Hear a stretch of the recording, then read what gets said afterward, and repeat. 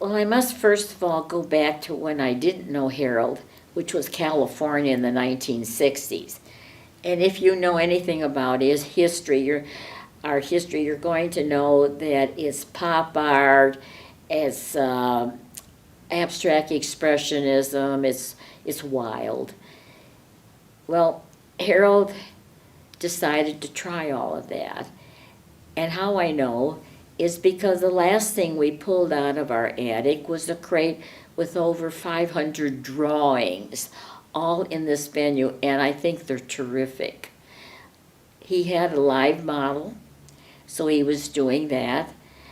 He had a lot of still lifes maybe set up or in his mind. In fact, he had a show over here at Hanger Art Gallery this summer that showed those.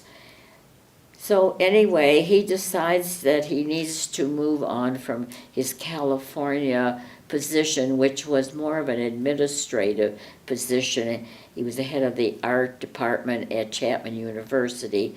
And he says, I'm a teacher, not an administrator. And so Ken Holder told him about ISU and how they were building this art department and they needed someone with a doctorate like he had. And at the time it was the heyday of abstract expressionism, and I certainly had a dose of that. But by the time in 1960, when I graduated from Ohio State, that the abstract expressionism was out. And so we were all, the artists I knew in California and everything, were looking for another path. And what I decided is that I really wanted to go back, and so I went back and did the kind of Winslow Homer thing of sitting by the ocean in California and painting with an easel and doing all of that. And that's what began to make me think about landscape as a major subject. And the more I knew about it, the more I became engaged. And for several reasons and stuff, after, well, by 1970 in California, that was about 10 years, that I had scheduled a big show in La Cienega, which was a major thing, and the gallery went belly up, and I was the head of a department at Chapman University, and I realized I just was not ahead of, I'm just not good at that, and the job offer came from Illinois State University. They needed a person to teach painting, and the more I thought about that, I applied for it and did get the job, and that's why I'm here. It was miraculous. It was just incredible. And it wasn't just the art department, it was the university. They were just pulling them in like this. And you didn't really know that when you got here, but you did find out what was really happening. You couldn't have been here for a couple of months without knowing this is going to get big. And it was.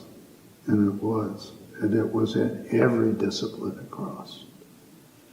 And so, and all with, there had to be some that were real. Probably a lot of people came in very young, and a lot of people came in very seasoned, because I would imagine that they wanted both and so on. But boy, there was a lot of young people there, and so, and when for the art school of art got in the hands of, who was your first person on, who was ahead of the department? Oh, Fred Mills. Fred came in and changed everything in the art, 100%. He had his first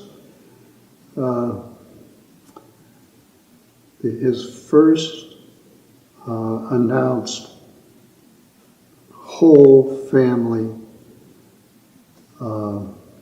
everybody who had been hired. His first meeting when he met with them, he said, we were looking over uh, the building.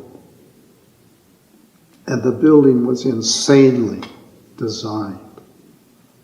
It was just crazy as hell.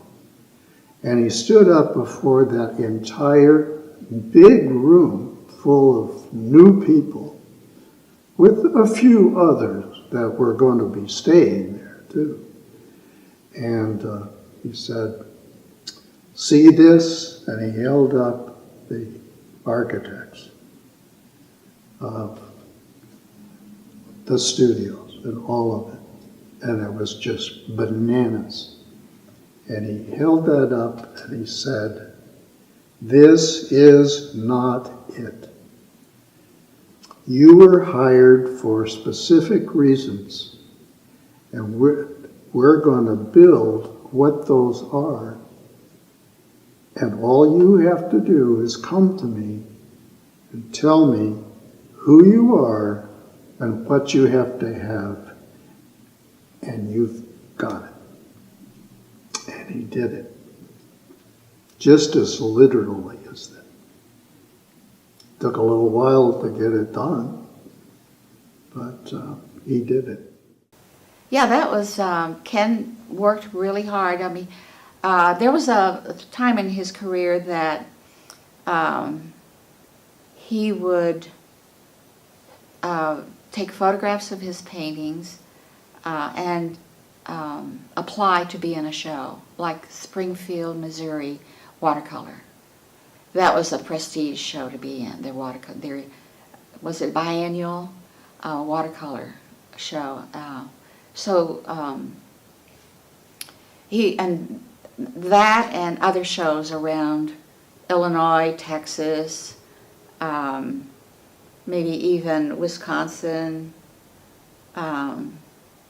Always trying to get a gallery in New York. Always trying to, get a gallery in New York that would accept you and take you on as an artist. But with Chicago,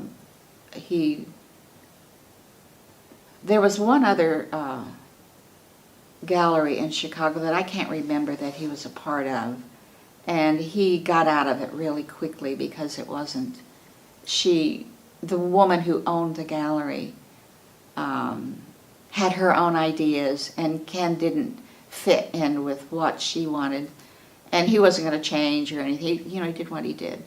And but then Roberta Lieberman and Bob Zola invested in him, and he had so many shows there that were absolutely so much fun, and it was always really excited if one of his paintings would sell. You understand that, that it was rare, but seems like his paintings didn't sell all that quickly.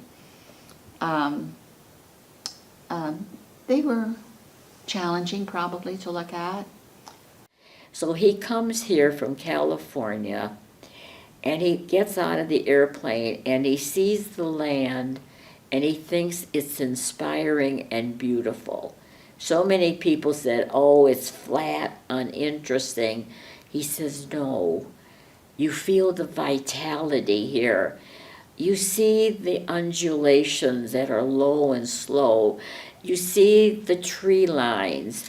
You see so many patterns in the land, and it just glows." He felt the soul of the land, and he would talk about that, about its metaphor. And so he began to paint, believe it or not, the corn cribs, because he thought they were little sentinels of the prairie. What was interesting, he got a contact with New York in a gallery that was interested to show his corn cribs. What set the art people on their ears was that the whole show sold out before the door even opened. Now that was a revelation and an unusual event. And he never had that happen again, but it was wonderful to say. And I've never regretted that when I flew in and looked at the landscape below, it was something I'd really not ever noticed or paid attention to before. And I began to really think about landscape painting, got a studio almost immediately with the help of Ken Holder, who's also exhibited here, and got a studio in downtown Bloomington on the Front Street, and it was an old ballroom, and gave me a lot of space to do stuff, and so I did, and made large paintings and large landscape paintings, and the first thing I really attracted, I thought that I didn't really know quite what to do, and I thought the corniest and the dumbest thing I could probably do would be corn cribs. I had not seen them, I didn't know what they were. I thought they were barns until somebody finally told me, those are not barns, they're corn cribs. And, but I did corn cribs for about, maybe a year, and along with landscapes, these were big landscapes. And a New York gallery reached me, and that gallery was the O.K. Harris Gallery in New York. And I was told that I entered a show. The juror of the show told Ivan Karp, who was the director of the O.K. Harris Gallery, to quote, kind of get on me. And so I heard from them, and they said, come out, send your paintings, and we'll look at your art. I did, they did, and I got into the O.K. Harris Gallery in 1971. And that was right in the first wave photorealism. And I could do photorealism because that was my training way back, but at the time you're almost ashamed of it because realism was seen as being like the poor. It was always be around, something everybody could do, but it really wasn't quite true. And anyway, that Ivan Karp took me on, and I became part of the 100 Acres Gallery, which was his across the street small gallery for smaller works. By maybe 3 or 4 years, I did very well. I sold a lot, and things began to happen, and did some travel and met a whole lot of artists, which is all part of what one has to have happen when you're in the arts, and got to know a lot of people. And so I was then taken on by the Tibor de Nagy Gallery. That's Tibor de Nagy, N-A-G-Y, which was a very prominent gallery, and that was really a big deal. And I showed with them for the next 17 years. And there was a Mr. Tibor de Nagy, and he was a Hungarian immigrant and very understanding and interesting person. He died 17 years later, and he died, and the gallery changed hands, and they now show a lot of very different artists, and everyone who was with the gallery when Tibor died are no longer with the gallery, so that all changed. And since then I went with a couple other New York galleries, and I'm now with the ACA Gallery in New York, the American Contemporary Art Gallery in downtown New York. But also I showed in Chicago, and it's something when I came here I realized that Chicago seemed to be the destination of everyone trying to get a gallery, and that was 1970. And I first got a New York gallery, and then Chicago came to me, and I asked would I show with them, and so I did, and that was with Nancy Lurie, and Nancy Lurie is also now passed, but she was very, very helpful in establishing me in Chicago, and so when she died, which was 1988, that she made sure that the artists she was showing, that they all had a gallery to go to. And the gallery that I went with at her behest was the Richard Gray Gallery.